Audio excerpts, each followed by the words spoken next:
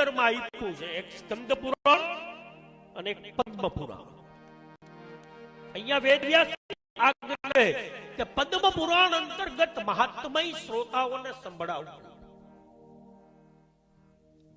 મહાત્મય એટલે મોટા, મહિમા. વસ્તુ હોય, ગ્રંથ હોય, વ્યક્તિ હોય, કોઈ પદાર્થ હોય, જ્યાં સુધી એના મોટાઈની, એના મહિમાનું આપણે જ્ઞાન નથી ને ત્યાં સુધી એના પ્રત્યે આદર ન થાય, સ્નેહ ન થાય, પ્રેમ ન થાય. વસ્તુ હોય, વ્યક્તિ હોય, પદાર્થ હોય, ગ્રંથ હોય, એના મહિમાનું આપણે જ્ઞાન થાય તો જ એના પ્રત્યે આપણે આદર, પ્રેમ થાય.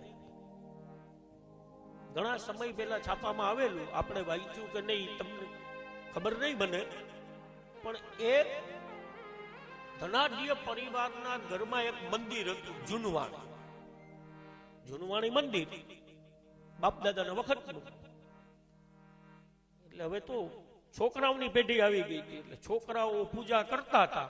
એમાં 3-4 દેવતાઓ હતા, માથે સિંદૂર બહુ લાગી ગયો.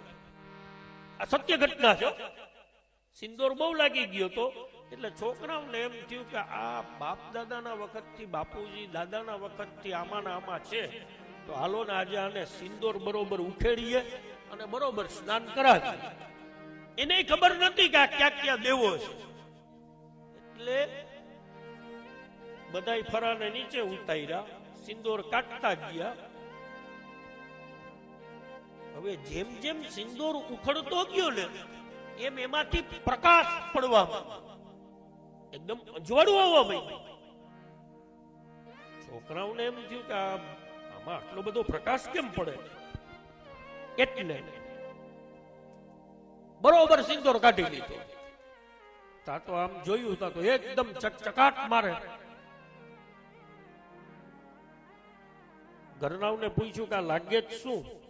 તો ઘરનાવે કીધું કે આમાં કઈ ખબર પડતી નથી, ચાલો સોની પાસે. લાવ્યા સોનીની પાસે. આવીને સોનીની પાસે આ વસ્તુ મૂકી કે આ શું છે?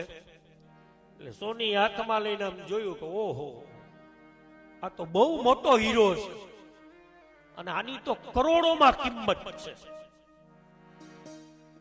હવે આ ખબર પડે કે આ બહુ મોટો હીરો છે, કરોડોમાં કિંમત છે, પછી મંદિરમાં રહીએ, ઘરમાં કે તિજોરીમાં જાય? તિજોરીમાં જ જાય, મંદિરમાં ના રાખે. પછી ભલે અત્યાર સુધી બાપ દાદા એ રાખ્યું હતું મંદિરમાં, પણ ખબર પડી કે આ સામાન્ય વસ્તુ નથી, આની કરોડોમાં કિંમત છે. પછી મંદિરમાં ન રહીએ, તિજોરીમાં જ જાય. કહેવાનો અર્થ એટલો કે જ્યાં સુધી વ્યક્તિ હોય, વસ્તુ હોય, પદાર્થ હોય, ગ્રંથ હોય, એનો મહાત્મય આપણે ખબર ન પડે ને ત્યાં સુધી એના પ્રત્યે પ્રેમ પ્રગટ ન થાય.